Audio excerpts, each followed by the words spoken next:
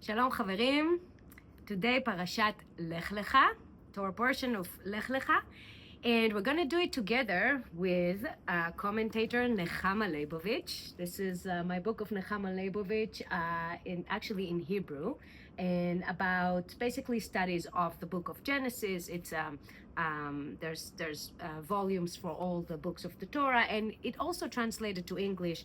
You can find it here, I believe, most of it.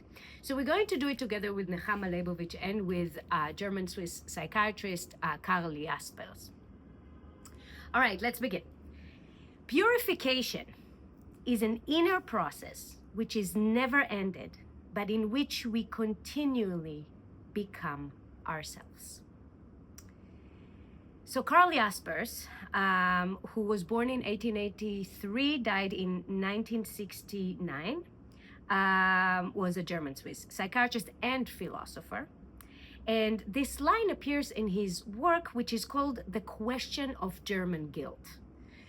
And this is actually a collection of lectures that he delivered in Heidelberg University, really several months after the end of the Second World War. So we're talking 1945. And this is really, he took upon himself the impossible task of lecturing about German guilt, merely months after the war has ended, with the crimes of the Nazis only now being gradually revealed. And he himself, Karl Jaspers, was not Jewish. He was married to a Jewish woman. And according to the Nuremberg laws, obviously that was something that was illegal. And so he was fired from his position in the university, and he actually spent the war with her in hiding. And they both survived. And he talks about the purification process, when, you know, what I read before, purification from guilt is a way to handle 4 types of guilt. And these are the 4 types of guilt, according to Jaspers. The first one is a criminal guilt. Criminal guilt is basically your guilt, our guilt, when we do something that is against the law, okay? So the jury find the defendant guilty or not guilty, right? So that's that type of guilt. So he wanted to separate the criminal guilt. And then he talks about moral guilt. Moral guilt is the individual personal judgment and conscience regarding their own deeds. Okay, so it's a very personal thing. It's what we feel inside, is how we judge our deeds morally, and it's how our conscience operates. And then there's political guilt. And political guilt is the guilt that you have in associations of being accomplice to your regime. So when you are part of a regime that commits crime, and either you're silent in the face of it or you're an accomplice to it, this is what Jaspers will call political guilt.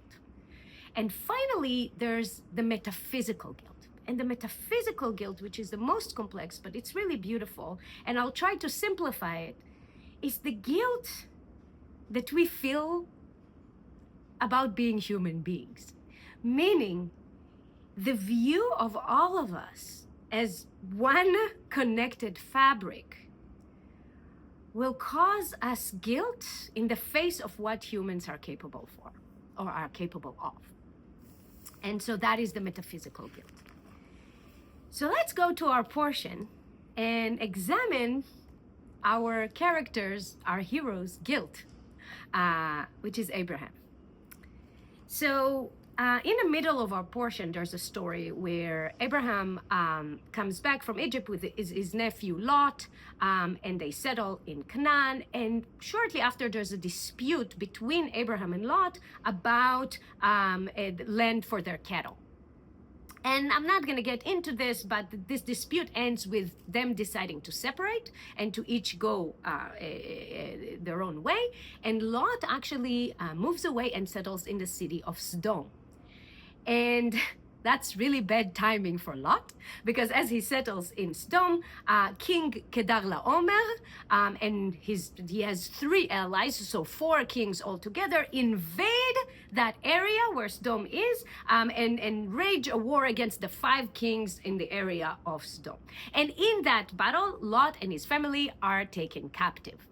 So Abraham basically takes a band of warriors, and together he embarks on a heroic rescue operation, where he manages to defeat the 4 kings, to acquire all of their possessions, and to rescue Lot. So really just tremendous victory, and the kings thank him, and his reputation is great and everything.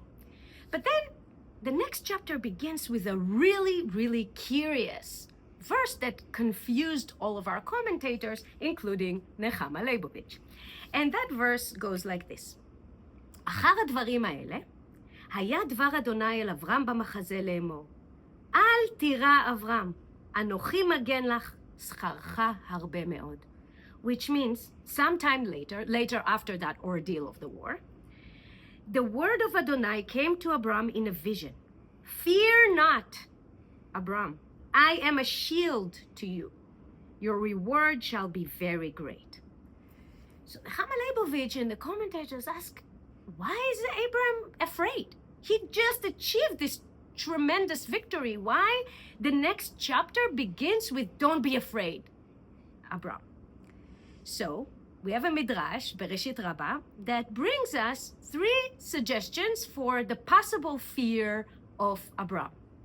The first suggestions comes from Rabbi Levi in the Midrash, and he says, because our forefather Abraham was fearful and saying, perhaps those people whom I killed, there were among them one righteous man or one God-fearing man. So here we see Abraham, basically that fear is not so much fear, but more of guilt. Yes, I won a tremendous war, but what if I killed righteous people? And actually, we will see in the next portion in Vayera that Abraham actually negotiates with God when God is about to destroy the city of Sodom, and tells him, don't destroy the city. What if there's one righteous person there? What if there's 10? What if it's very, very known. But here we are in the portion before, and the Midrash says maybe Abraham felt that guilt of killing righteous people. And it's basically what Nechama Leibovich says is that he was experiencing moral guilt. Which brings us to Jaspers, and one of the types of guilt, the moral guilt of basically having that conscience, having just basically moral judgment within yourself about something that you have done. Okay, let's see what the second suggestion is in the Midrash. And it said, maybe because our forefather Abraham was fearful in saying, perhaps those kings whom I killed, their sons will assemble multitudes and they will come and wage war against me.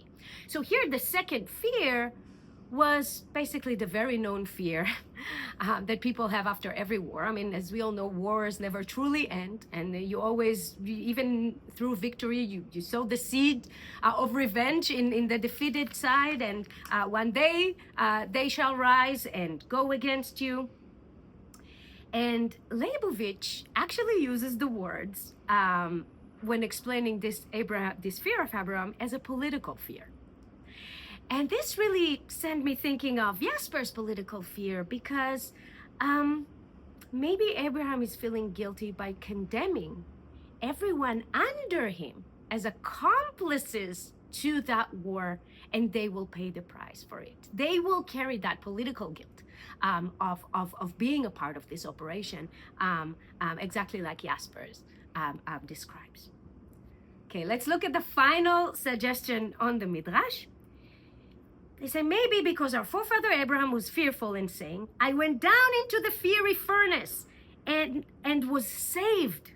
I went down to do battle with the kings and was saved. Perhaps my reward has already been received in this world and I have nothing left for the future.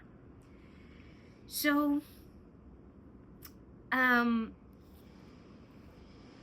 here, just to simply explain what the Midrash is saying, is that Abraham says, okay, look, my luck is running out, right? I did this heroic act of going against all odds. I won. I really went to the depth of hell and was saved. So I think my credit is expired, right? In the afterlife, I'm not going to get anything. And he was afraid because of that. Nechama Leibovich calls it religious fear. And that religious fear, basically, and that is in Nechama Leibovich's words, is that something about the balance between man and God was thrown off. And that is, of course, what made me think about the metaphysical fear of Jaspers. Something in the balance between man and God was thrown off. That metaphysical fear or metaphysical guilt of being a human and realizing what humans are capable of. And that guilt is that guilt of men standing before God. So, I know that this probably throws a lot of us to think about many things, especially nowadays. But there is a bright light here, because Jaspers' lectures were actually positive and offered a way out, offered something which was very optimistic in nature. And that was the process of purification. How do we handle that guilt? And I'm going to read from in actual Jaspers' words.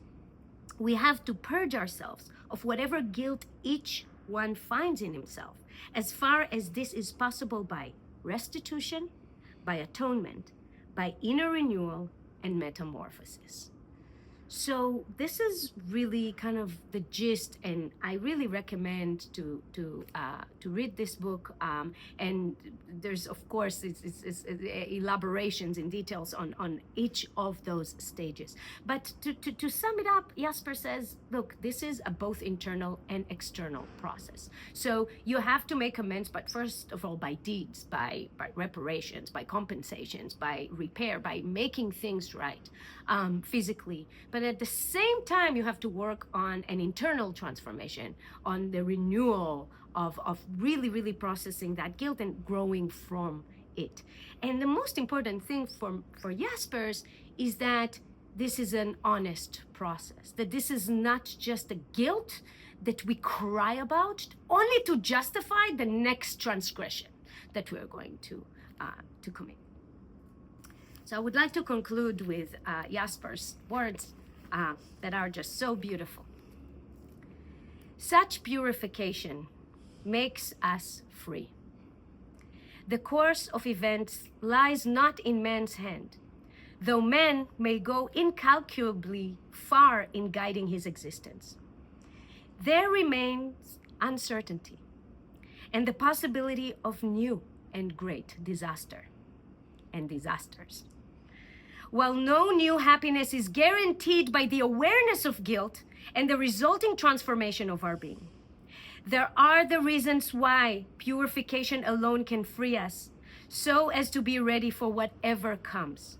For only the pure soul can truthfully live in this tension, to know about the possible ruin and still remain tirelessly active for all that is possible in the world.